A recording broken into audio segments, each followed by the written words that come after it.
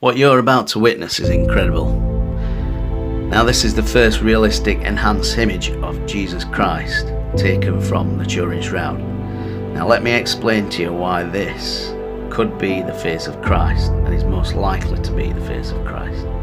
But before we do, I want you to see what it looks like animated, as though it's been resurrected, just like Jesus was.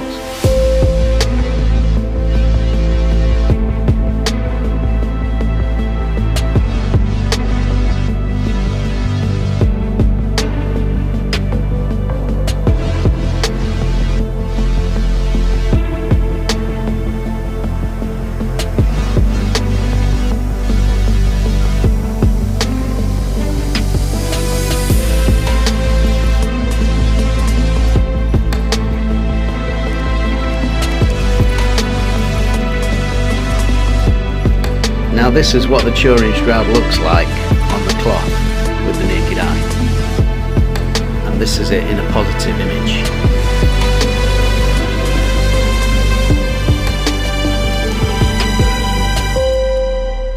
We don't have an image like this anywhere in existence, but it's ancient in antiquity.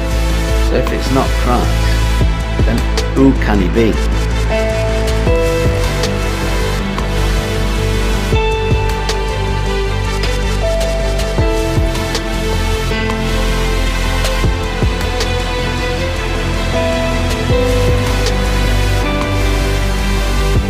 So what I'm going to show you now is a video that I'm working on called the Top 5 Proofs of God's Existence, and in it is number 2, the Turin Shroud. But I'll just play that for you now, and then after that I can discuss some more details about the Turin Shroud, and I'll show you a colour photo of the actual enhanced image as well, and perhaps a video of it if I have time.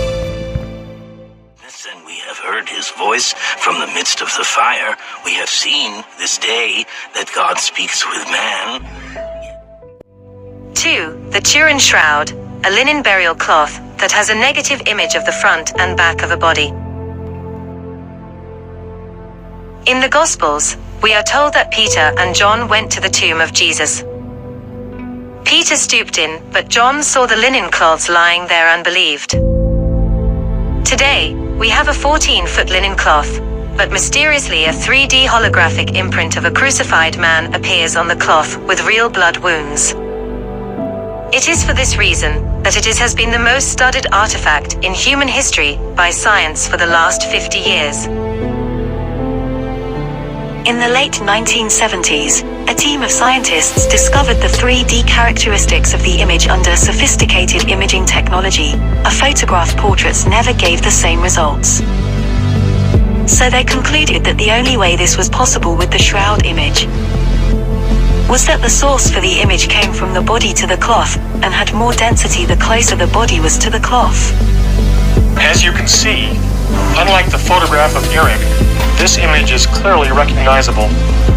This can only be explained if the intensity levels of the shroud image itself are encoded with distance information from the cloth to the body. With a BAFTA award-winning documentary by David Rolfe presented by Princess Anne, it sparked interest across the world.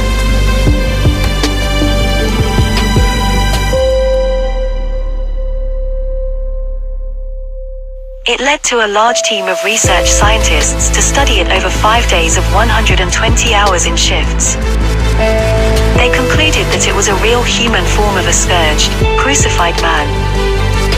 It is not the product of an artist, and no pigments, paints, dyes or stains have been found on the fibrils. The image was not a contact image, nothing soaked through the cloth, and with it being so superficial, with the image being a depth less than a fingernail on top, it led many to reach only one other conclusion: that the shroud was genuine and may have been caused by a burst of radiation. Why in this case? Also, the fact that it's very much of a surface effect would tend to indicate that it's probably a short time scale phenomenon, such as a burst of radiation. So you're talking about some momentary burst of energy? That's correct, but not enough energy to destroy the cloth. An intense burst of radiant energy scorching the cloth in a millisecond of time. Was this what caused the image on the shroud? And perhaps at one and the same time, the phenomenon Christians call the resurrection? After all, there has been no other negative images in existence before the invention of photography in the 1800s, nor complex 3D holograms.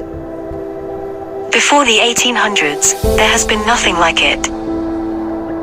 It's only in our time since Secondo Pia took the first photograph of the negative in 1898 that it came out as a positive-like photograph. There are no images produced by damaged fibrils that became discolored, forming an image in the past or today. It seems to be obvious it is an image not produced by an artist, or anyone, but rather something naturally occurring or a supernatural phenomenon. Some believe that some parts of the image shows what appears to be an X-ray. This is a picture of a skull on the right from an X-ray and the shroud face on the left. The teeth on the shroud are visible with the roots after the photo has been enhanced. Many people thought the fingers were longer than usual, but an X-ray would show the finger bones longer. With all these conclusions from scientists, it was becoming ever more clearer that this was likely the real burial cloth of the resurrected crucified body of Jesus Christ.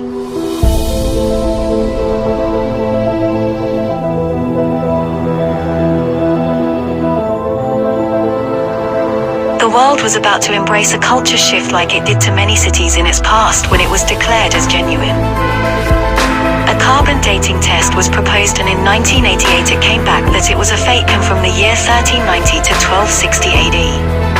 One of the 3 labs that conducted it in England received a $1 million reward, as reported by the London Telegraph.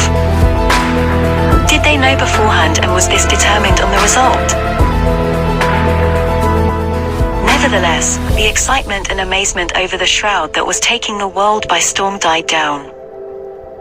The skeptics could breathe again at last. However, later in the 1990s the blood was determined as real from a crucified victim suffering from trauma. The scourge marks were similar to a Roman flagum found in the 1st century. In the early millennia it had been determined the sample where they took the date from was a repaired area, had cotton in it, dye, and was not entirely part of the shroud.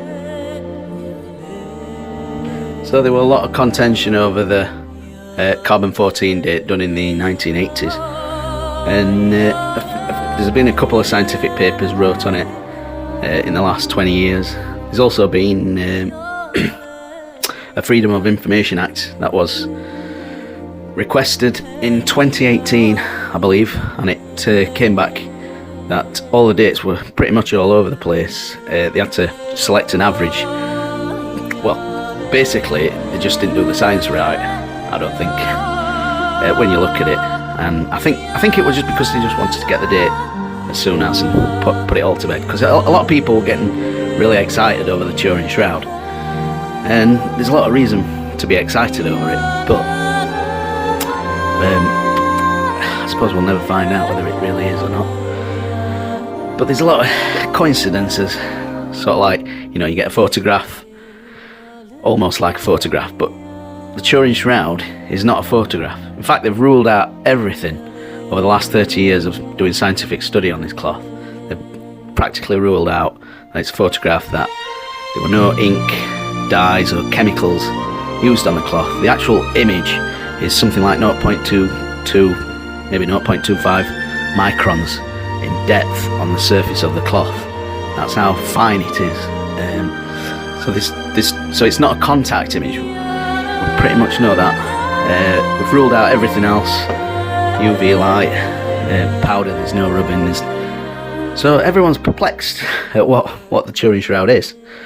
Now, Barry Schwartz, the speaker on the Shroud, quoting from Sherlock Holmes, said that when you have exhausted all possible avenues, you know, ruled out everything that's impossible, then whatever remains, however improbable, must be the truth.